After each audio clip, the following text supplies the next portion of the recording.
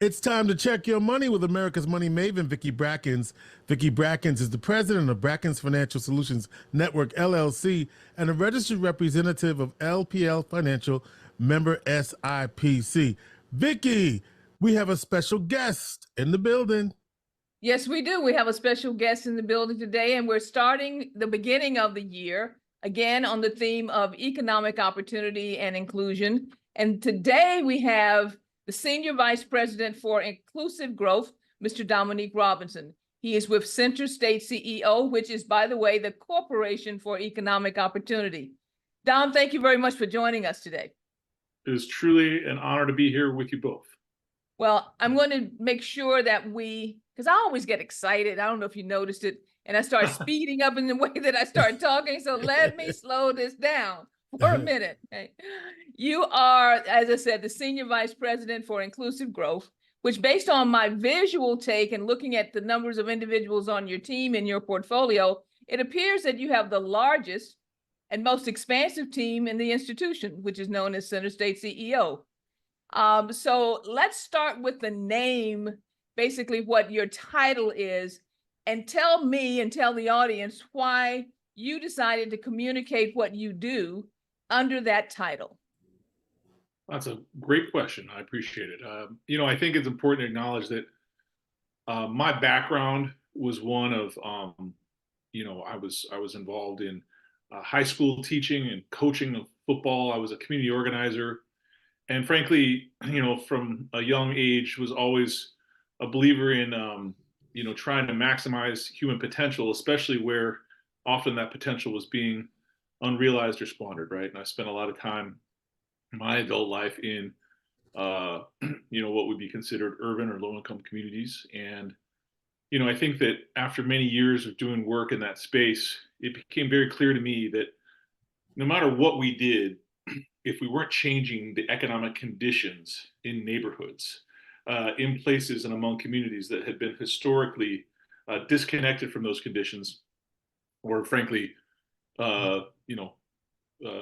marginalized out of opportunity, then we weren't really going to fully actualize people or communities. And so it really led me down a path of economic development and thinking about how do we translate economic growth to the people who need it the most.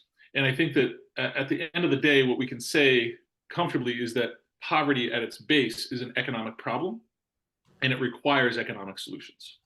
And so my path led me to CenterState CEO because, from my vantage point 15 years ago, that's where decisions were often being made. That's where business leaders were converging. The political leaders of our community were converging.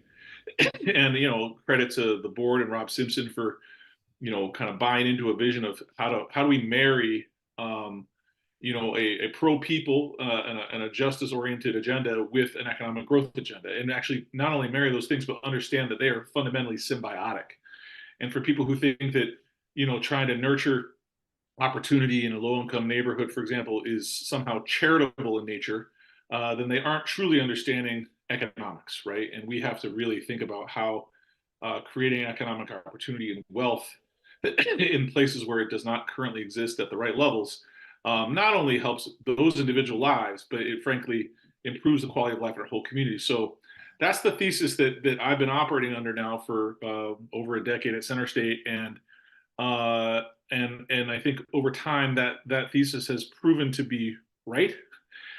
We've had success, and I think it has become our prevailing model for how we approach our regional growth, right? It's not a set aside anymore. So yes, you're right. We have the largest team at CenterState CEO. We drive the lion's share of our organization's budget, and we're not shy about celebrating our role in, for example, attracting a Micron to Central New York or facilitating company expansions. That was your team. That was your team. The Micron. We were a part of that. Yeah. You want to make that clear? Okay, got you.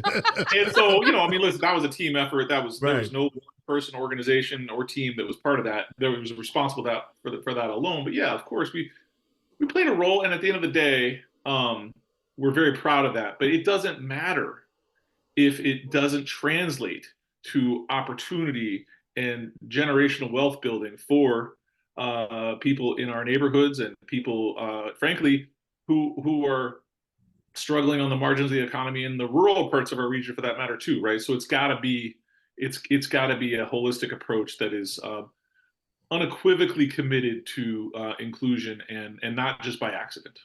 Yeah.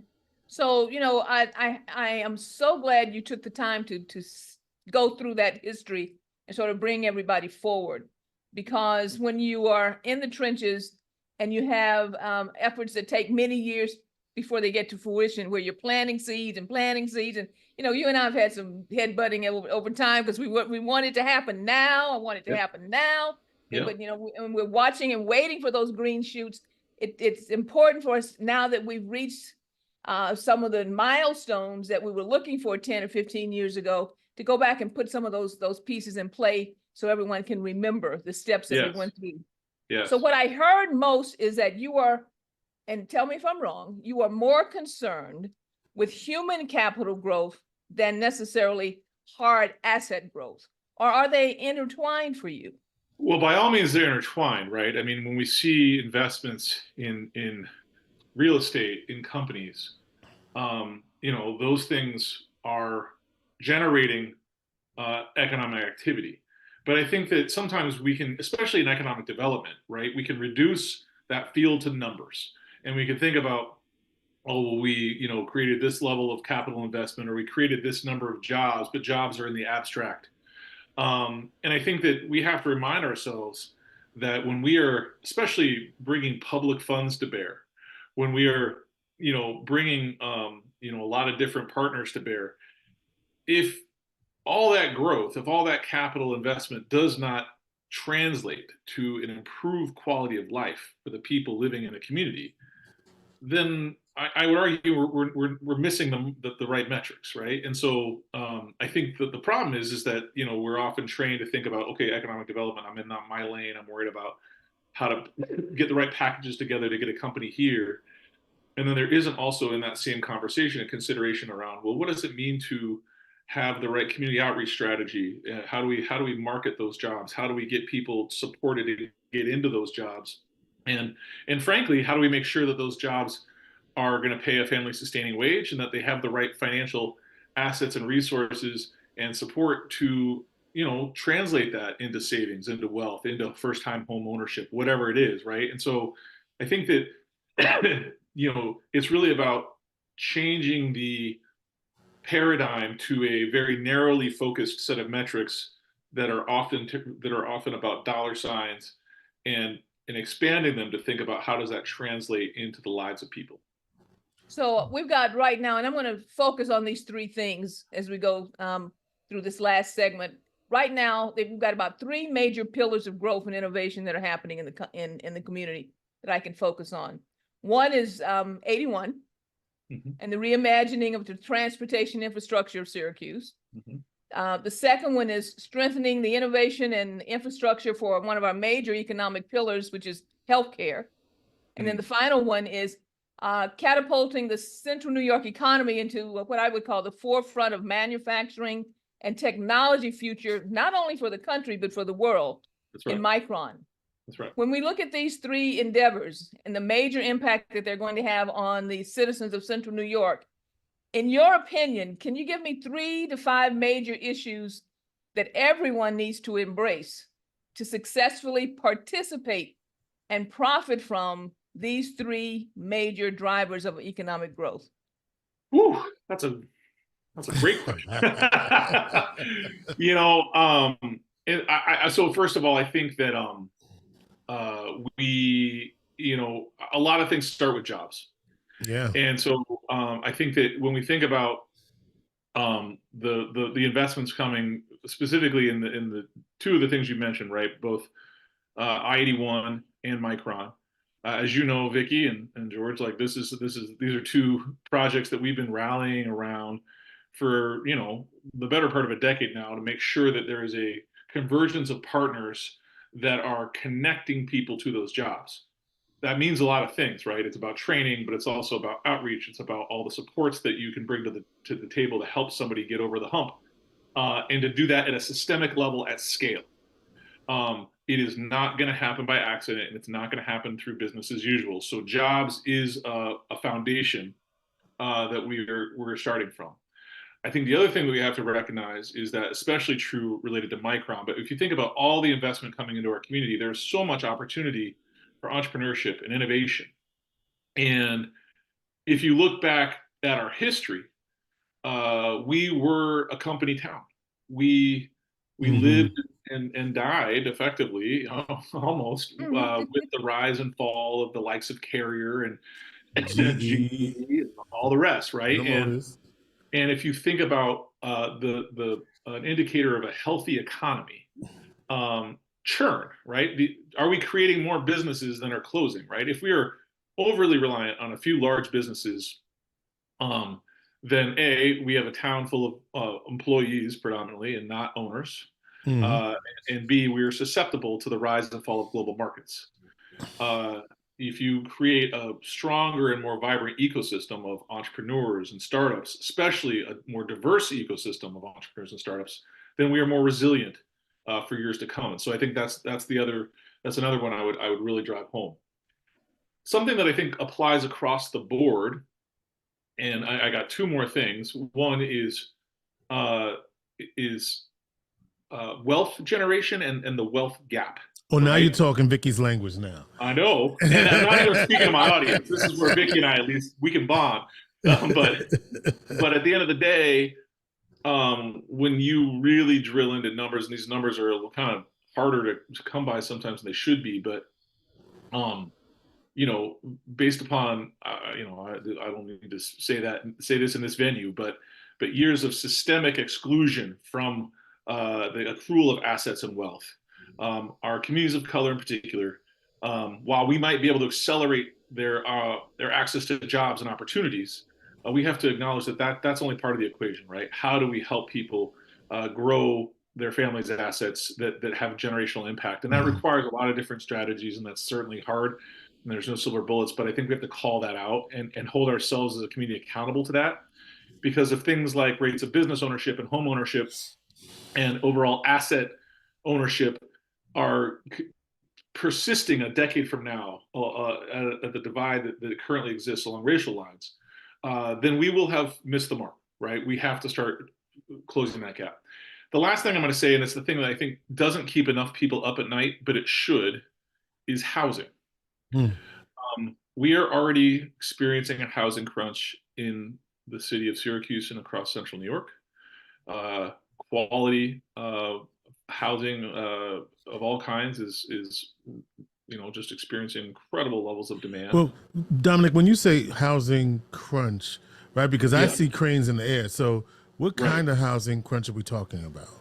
Well, I think what's important to acknowledge is that while we have a lot of technically vacant spaces, we have a very small number of available single-family and multifamily units that are both of quality and within a range of affordability. Okay. And it doesn't all have to be low-income housing, but in general, just some of the very conservative projections that we've developed at CenterState and with some of our consultants, we're probably going to have to add to keep pace with what will inevitably be population increase.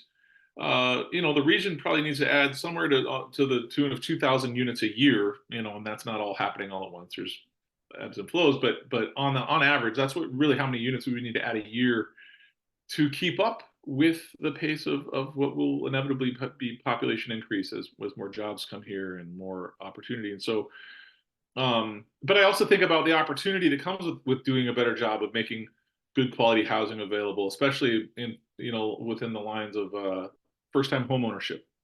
And so I think if we aren't careful, we're going to have a very expensive housing market, and one that's very difficult to navigate, especially for people who are on the lower ends of our economy. Okay. So I want to make sure before we close that we cover some very basics, like how would you suggest that everyone stay connected to what's happening? First of all. Okay. Well, that's a great question. I think that something that we've been trying to do consistently is create kind of different community engagement opportunities. But by all means, I think between our website, CenterStateCEO.com, and then, I think that Onondaga County, City of Syracuse, the Central New York Community Engagement Committee, chaired by Melanie Littlejohn and Tim Penix, there's going to be a lot of forums for opportunity there. But if I'm going to be really honest in my answer, Vicki, I don't think we've quite figured out where we have the go-to resources for all things related to all this right now. And I think that that's something that, we're trying to chip away at within CenterState, and certainly have a lot of resources online. But I think it's something that we need to continue to make progress towards. Okay, and what should I do, or where should I go to have the best chance of being able to profit from these opportunities? So I think the one thing we're really excited about, and this doesn't exist today, but it's upcoming, is that we have been asked by the governor's office to convene a group of community partners to launch this new on-ramp initiative that the governor announced in the State of the State last week. And the Syracuse version of that will be a city-based center with satellite locations in other parts of the region that will create kind of a single point of entry for workers or prospective workers who want to be part of the emerging job and career opportunities associated with Micron, associated with 81. And so that's going to be a center that's really focused on opportunities in manufacturing and opportunities in construction. There's a lot of other industries that are going to be doing a lot of great stuff, but right now those are two industries that are predominantly male, predominantly white, and aging. To meet the need of the future, it's not just like, hey, if you are interested, come see us. Right. It's we need you, right? And so I think that there's going to be a lot of information coming in the months and years ahead about how that all plays out. But I can tell you that will be, at least from a workforce perspective, a single point of entry, and one that will be representative of lots of partners. Sorry. So you're talking about a physical place that's being developed. That is correct. That will be right in the city in order to address. Yeah. Okay. Now we still got to get it finalized and passed in the state budget, but as long as the legislature does its job, we'll be good. It's a proposal. Okay. It is a budget proposal. Now, there you go. It's about investing in people, though. We invested in the business side. Now we got to invest in the people side. Okay. And are there any key dates that are coming up in the next, say, 6 to 9 months that everyone should be aware of to keep on their calendars to make sure that they don't miss these dates going forward? Well, I can't tell you that I got exact dates yet, but I think that I don't know. These are the best interview questions I've been asked in a while. So if it's an excuse to come back on your show with some more concrete dates, I'd be excited about that. That's fine. We'll take invitation that. Okay? accepted. Okay. Absolutely. Okay. That was a reverse invitation. I like that. I like that. And there is no problem there. Listen, right. Again, we want to make sure that we thank you very much, for taking the time out of what's become, I know, from working with you, Dominic, an incredibly packed schedule. Again, we've had Mr. Dominic Robinson, Senior Vice President for Inclusive Growth for the CenterState CEO, Corporation for Economic Opportunity, as our guest today to really focus in on 3 of the major economic drivers in our community that are taking place. The 81 reimagining of infrastructure in Syracuse, what's happening with the economic pillars of our healthcare, and the catapulting technology future world that's being developed by Micron. Thank you very much again. And I will say to everyone, make sure that you have on your calendar February 25th. February 25th is our 16th annual Jazz and Arts Cabaret celebrating Black History Month at the Marriott downtown Syracuse. If you haven't gotten your tickets, you need to make sure you get your tickets right away. And if you have any questions, call me at area code 315-930-4499. Share and subscribe, and make sure you share and subscribe this segment. And I'll say at this point in time, George, our plate is full. All right, Vicki Brackens is the president of Brackens Financial Solutions Network, LLC, and a registered representative of LPL Financial, member SIPC. She is America's money maven.